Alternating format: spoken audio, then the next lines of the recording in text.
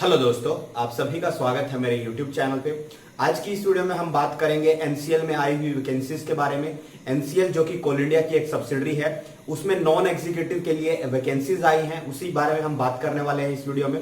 जैसे कि मैंने पहले एक वीडियो बनाई थी जिसमें मैंने बताया था कि इस साल पूरे कोल इंडिया में एग्जीक्यूटिव प्लस नॉन एग्जीक्यूटिव की 6600 वैकेंसीज आएंगी।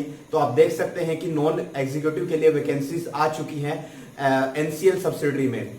जैसा आप सभी को पता होगा कि जो कोल इंडिया है उसमें जो मैनेजमेंट ट्रेनी यानी एग्जीक्यूटिव की जो वैकेंसी आती है वो कोल इंडिया लेवल पे आती है, जबकि जो नॉन एग्जीक्यूटिव की वैकेंसीज हैं वो सब्सिडरी लेवल पे आती है, यानी इंडिपेंडेंट सब्सिडरीज नॉन एग्जीक्यूटिव्स को रिक्रूट करती है, जबकि मैनेजमेंट ट्रेनी या एग्जीक्यूटिव की जितनी भी पोस्ट होती हैं उनको कोल इंडिया खुद अपने आप से रिक्रूट करती है। तो आप देख सकते हैं, मैंने बोला है कि इस साल से लेके अगले 5-6 साल तक इसी टाइप से एग्जीक्यूटिव और नॉन एग्जीक्यूटिव दोनों कार्डर में कोल इंडिया में बहुत सारी वैकेंसीज आती रहेंगी, क्योंकि कोल इंडिया के टारगेट्स बहुत बड़े हैं और उस लेवल पे उसको रिक्रूट करने की जरूरत है।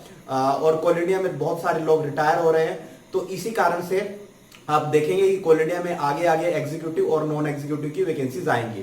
तो हम इस वीडियो में स्पेशली बात करने वाले हैं एनसीएल के बारे में। एनसीएल यानी नॉर्दर्न कोलफील्ड लिमिटेड, जो कि एक कोल इंडिया की सब्सिडरी है जिसका कि हेडक्वार्टर सिंगरौली एमपी में है। तो उसी की रिलेटेड वैकेंसीज के बारे में हम बात करेंगे। तो इसमें कौन कौन सी वैकेंसीज आई है?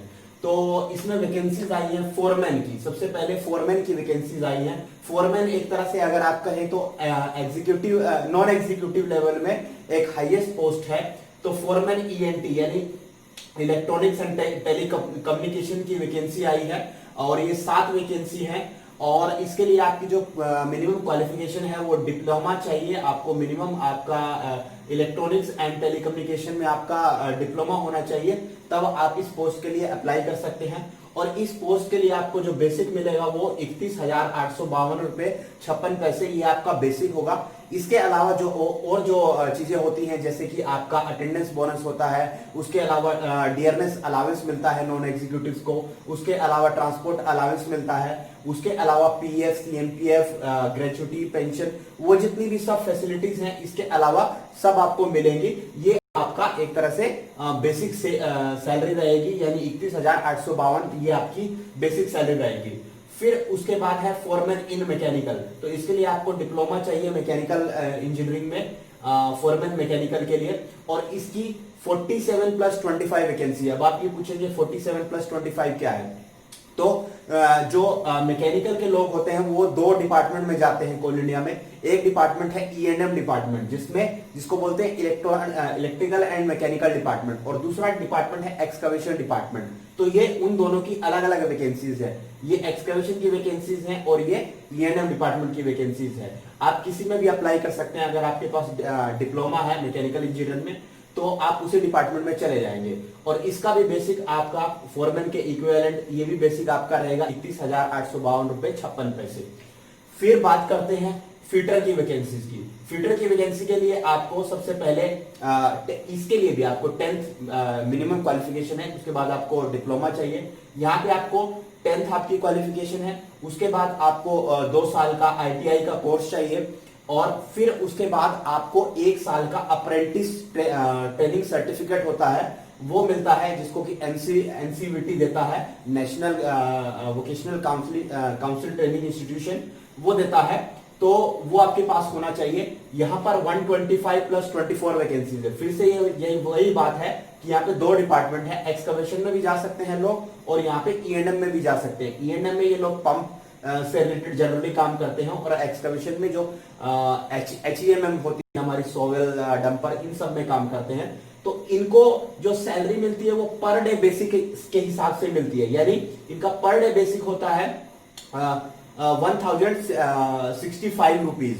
यानी कि आप मोटा मोटी अगर मान के चले तो इनकी भी सैलरी स्टार्टिंग सैलरी 30 से 35 हजार होती है। इसके अलावा जो बेनिफिट्स होते हैं अलग से, जो डीए है, इसके अलावा अटेंडेंस बोनस है, इसके अलावा ट्रांसपोर्ट अलावेंस है, उसके अलावा सीएमपीएफ, पेंशन, ग्रेचुटी, वो सब बेनिफिट इनको भी मिलते हैं। फिर बात करते हैं इलेक्ट्रीशियन की। इलेक्ट्रीशियन की भारी शॉर्टेज है पूरे कोल इंडिया में, तो इसकी भारी वैकेंसीज आई हैं। इसमें भी आपको क्या चाहिए, आपको 10th मिनिमम क्वालिफिकेशन है। इसके अलावा आपके पास ITI का 2 साल का कोर्स होना चाहिए इस रेलिवेंट ट्रेड में, और उसके अलावा आपके पास 1 साल का अप्रेंटिस सर्टिफिकेट होना चाहिए। तो यहाँ पर 33 + 141 वैकेंसीज है। ये भी दोनों डिपार्टमेंट में रहते हैं, इलेक्ट्रिशियन भी, E&M डिपार्टमेंट में भी और एक्सकवेशन डिपार्टमेंट में भी। E&M डिपार्टमेंट में ये लोग सब स्टेशन देखते हैं, और एक्सकवेशन डिपार्टमेंट में ये सोवेल्स देखते हैं, जो इलेक्ट्रिकल सोवेल्स होते हैं। इनका भी बेसिक पे वही है 1065 वाला। फिर उसके बाद इसी तरह से मशीनिस्ट की वैकेंसीज हैं, इसके लिए भी ITI चाहिए। फिर उसके बाद आपको जो है कि अप्रेंटिसशिप ट्रेनिंग का सर्टिफिकेट चाहिए, 8+0 वैकेंसी है।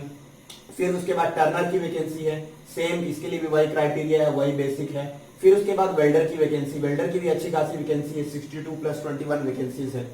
तो ये सब वैकेंसीज आई हुई है NCL में, जिसके लिए कि आप NCL की साइट पे जाके आप ये रजिस्ट्रेशन कर सकते हैं। और इसकी डेट स्टार्ट होगी 3/8 यानी 3 अगस्त 2020 से, और एंड डेट होगी 25 अगस्त 2020 तक।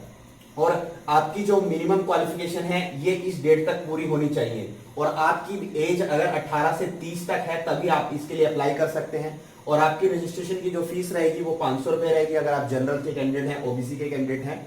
और आपका जो टेस्ट होगा वो 100 मार्क्स का होगा, जिसमें कि आपका 70 मार्क्स का आपका टेक्निकल टेस्ट होगा, और 30 मार्क्स का आपका जनरल टेस्ट होगा। ये 90 मिनट का टेस्ट रहेगा। और आपके जो टेस्ट सेंटर हैं वो रहेंगे आपके सिंगरौली के आसपास, यानी MP में सिंगरौली और सोनभद्र जो डिस्ट्रिक्ट है वहां पे आपके सेंटर रहेंगे। तो वहीं पे आपको जाके एग्जाम देना होगा, और आप इस डेट को रजिस्टर कर सकते हैं इन वैकेंसीज के लिए। और इसके अलावा आपका इसके बाद टेस्ट होने के बाद आपका डॉक्यूमेंट वेरिफिकेशन के लिए आपको बुलाया जाएगा। उसके बाद आपका फाइनली मेडिकल होगा, और फाइनली मेडिकल क्लियर करने के बाद आपको कोल इंडिया में आप इन जो ये ब्रांचेज हैं इनमें आप रिक्रूट हो जाएंगे। और इसी तरह से जैसे NCL में वैकेंसीज आई हैं, और जो सब्सिडरीज हैं जैसे कि CCL है, BCCL है, ECL है, MCL है और WCL है, इन सब में भी इस तरह से वैकेंसीज अब आती रहेगी कोल इंडिया में। और इसी तरह से एग्जीक्यूटिव की वैकेंसी जो कि मैनेजमेंट ट्रेनिंग यानी MT से स्टार्ट होती है, वो भी नेक्स्ट ईयर आने की उम्मीद है कि कोल इंडिया में आएंगी। तो इसके अलावा अगर आपको कुछ और जानना है तो आप जान सकते हैं। Thank you.